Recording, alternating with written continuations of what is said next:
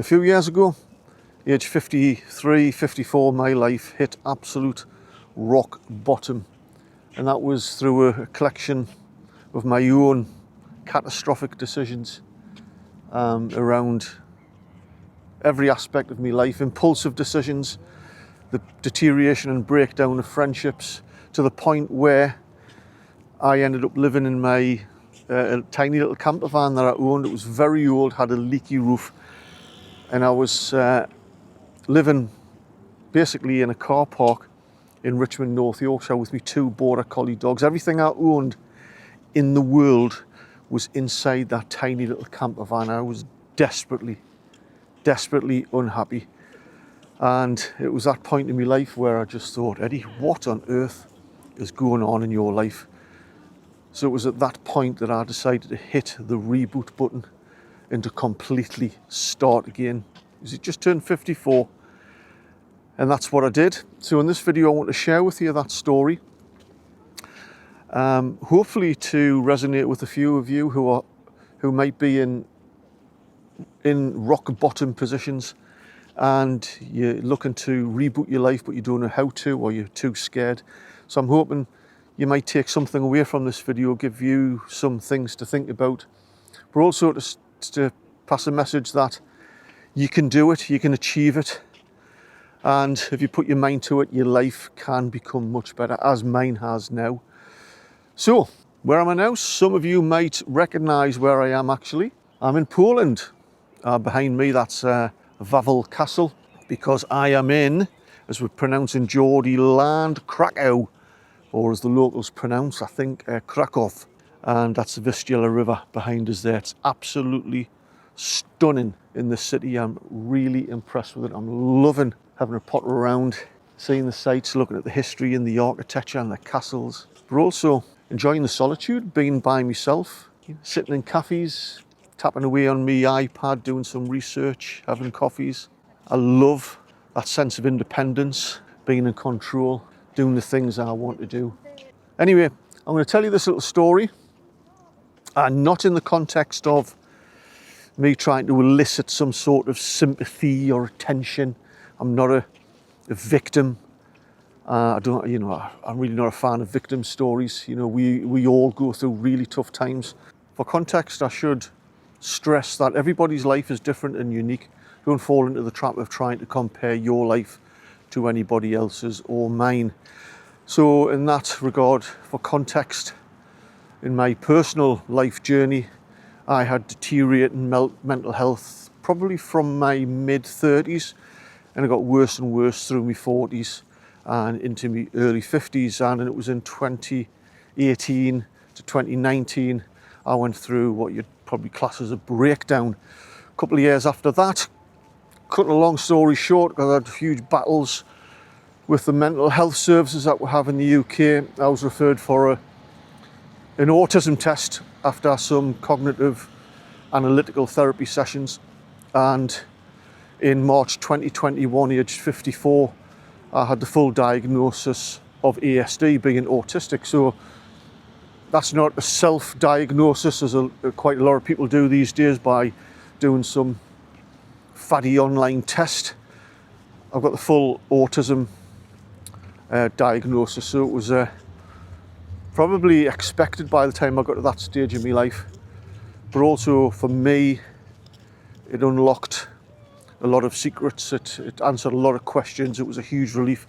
It was a massive burden and weight lifted off my shoulders, because now I could see my life and me through the correct lens, and everything through my past had made sense. Of course, I've been autistic since I was a child and didn't know, and developed quite extensive and complex and costly survival mechanisms through life. One of those being masking, where you kind of camouflage your personality and mimic other people to fit in. It's exhausting, it's stressful, and it takes, in the end, quite a big it's a big burden in your life. So it might surprise you to hear that I've actually survived 2 huge government sector careers in my life. One, 14 years in the Royal Air Force, in the military. Straight from school, age 16 I went in the Air Force. And then my second career was almost 20 years as a police officer until I retired 8 years ago. Age 50 now in the military. I loved it. I prematurely bought myself out, but I was a pig in shit. Loved it. The travel, amazing. And because it was very structured, I fitted in really well. But in the career in the police, that was a completely different ball game. And basically I was a square peg being banged into a round hole. Although I was particularly good at certain things, I wasn't very good at some others. I was a nightmare to work with. I was a menace to manage. Me autism that I didn't know I had was brutally exposed. And yeah, when that stress starts to come out, because I process information differently, because I was being treated and measured as a neurotypical person, it was so hard that it was just overwhelming and caused all sorts of problems. Me management described me for many years as a right handful, and I can be. And yeah, so that might surprise you that I managed to survive those careers, but it was certainly through the police, the deteriorating mental health. You know, I kind of crawled over the line to retirement because I was getting myself into all sorts of pickles, as you can imagine. I thought when I retired that everything would be fine, because I thought being in the police was the source of my problems. That was causing me stress, anxiety and depression. Not because of the job and doing the sort of things I was doing as a police officer. I actually thrived at dealing with things on the street. It was much more to do with me relationships, me professional relationships, me friendships that were causing the problems. How I communicate, how I process information, how I see the world is far different to most people.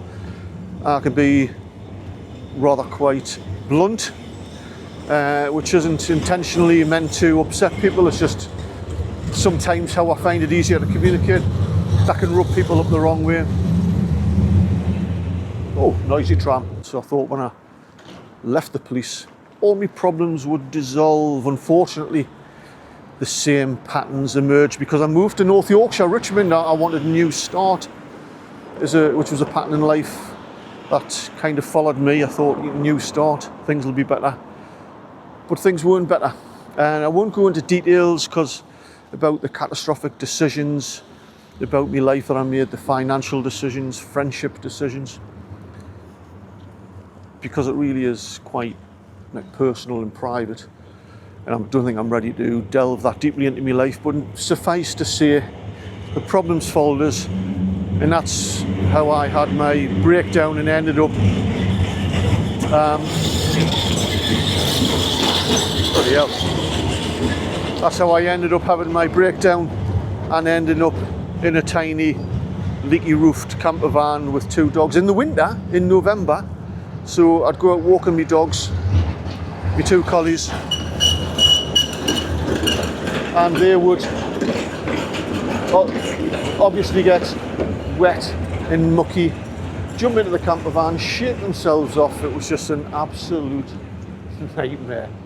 It was those 3 or 4 weeks in the car park in November in Richmond where I hit my lowest ebb, where I hit rock bottom. It was that moment of clarity, with no job, no home, no friends. I knew I had to press the reset button and to start again from scratch. And I did. It was then I made that decision to head back to me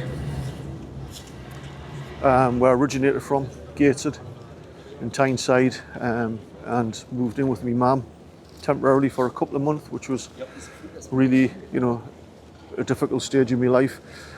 But through all that, what that got me through was having my 2 dogs, Lily and Setu, the 2 greatest friends I'm ever likely to have in my life. They mean the absolute world to me. And if I didn't have my 2 dogs through those really difficult times, I don't know what sort of decisions I might have made. So going back to my mum's in the December 2018 for a few weeks was really quite sobering, but it was also a period of time where I was just able to catch my breath. And from then I managed to move into a tiny little apartment in Windy Nook in Gateshead didn't have any radiators, and I'd come in from a walk again with wet and mucky dogs. I just had to towel them off. The place stunk of mucky, wet dogs. It was, I was there for a few months. Then I eventually moved into the house I'm in now in Wardley. But it was like a period of a couple of years of self-discovery. I read a lot of books. I wanted to get to the bottom of what my demons were, what my glitches were, to find out what was getting me into so much bother.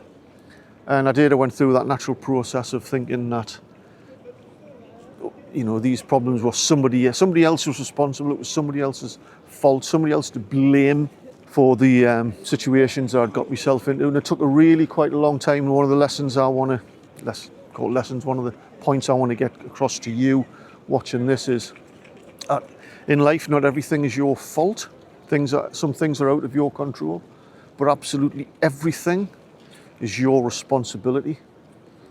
And when that penny dropped, when that realization seeped into my bones, from that moment, I would say my mental health illnesses dissolved. I mean, literally almost overnight. You know, I told myself, Eddie, you're no different to anybody else. You're not worthy of any special attention. You're not worthy of any special consideration. Everybody goes through difficult times in various parts of life. You're not special. And I give myself a huge psychological slap across the face. And it was a wake-up call. I got angry with myself. Thankfully, I'm not like that now. You know, I had that diagnosis of autism in 2021 and in the March, and it was actually the same time as when I gave myself another kick up the backside and did something I'd been threatening to do for quite a while, and that was to start a YouTube channel. And that was around about the March 2021. And it was during lockdowns. You know, I still had to go out and walk my dogs, but I was making excuses as to why I shouldn't start. And I said to myself, Eddie, just walk out the back door with your dogs and your phone and my little tripod that I had and start filming yourself. I didn't know anything other than how to access the video facility on my iPhone and pressing that little red button. That's as much as I knew. I knew nothing. And I did some walks. I called my channel Hiking with Dogs. But from there, I started to learn new skills, how to video things, how to manipulate the video camera on my iPhone, how to use iMovie, I think it was, before progressing onto a slightly more advanced editing software.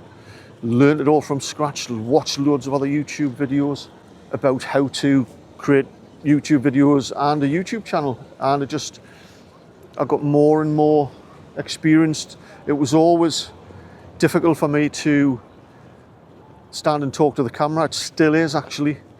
But then it was the August 21, the beginning of the 2021 season, where I decided to change my channel to Tyneside Life, my other channel, the bigger one, and I wanted to record football matches, Newcastle United, and it just took off from there. So my other channel now has, today, just over 60,000 subscribers. I'm earning a canny little bit of money that pays for me holidays and things that I want to do. And I'm in a stage of my life now where I've come to terms with who I am, what my abilities and more importantly, what my limitations are. It's been a journey of self-realization that I think everybody needs to go on. And now I'm in a position I'm so fortunate because of the decisions I've made that I'm now in complete control of my life. I'm answerable to nobody. I'm my own boss. I design my own schedule. I get up in the morning, I walk my dogs. And then I might go out in the afternoon, do some research, sit in cafes, record a video, come to Poland. I've got a lovely girlfriend, Helen, who's been very supportive. So using my life as an example, the message I think I want to get across in this video to you, if any of this is resonating, is to take control of your own life. Stop tolerating things that are making you unhappy. If you're not happy with your job, change your job. If you're not happy with the relationship you're in, get out of that relationship. If you're not happy where you live, move. And all that's not going to happen overnight. All of this is taking a few years for me, and life will probably get a whole lot worse before it starts getting better. But what I can guarantee is that if you stay in the life you're in now, complaining that other people are to blame for the predicament that you're in, that if you make the same decisions, you're going to get the same outcomes. And life is too short, because it could end at any moment. If you're lucky, you might get to around age 80 or just above on average. But then when you're gone, you're gone. You're buried underground or whatever. And after 2 or 3 more generations, you will cease to exist in the memory of anybody alive. You're gone forever. And if that's not a wake-up call, I don't know what it is, because life is over in a heartbeat. Don't be a victim. Stop blaming other people. Take control of your life and make those changes. And if you have to press that reset button, that reboot of your life, so what? It's got nothing to do with anybody else. Do what you need to do for you. Don't measure yourself against other people, or to be overly preoccupied as to what other people think. What other people think about you is absolutely none of your business. That's another thing I learned as well. And you'll just find life a whole lot easier. You haven't failed if you get to the lowest ebb in your life. That's not failure. Failure is not getting back up again. Pick yourself up, make some decisions that are going to affect your life for the foreseeable future, and just get on with it. Nobody said life had any promises or guarantees. But when you take control of your own life and your own destiny, and you make your own decisions, and you're not living under somebody else's shadow or expectations, then you don't need to own much in life. You don't need to have the big house, the big cars, the expensive holidays to make you happy. It's nice to have those things. But if you're doing the things that you want, if you can pay the bills, have a bit of money left over to do the things that you want to do, to spend people that you want to spend time with, to have lovely dogs like I do, then you too can change your life. And I don't think that you're ever too old to do that.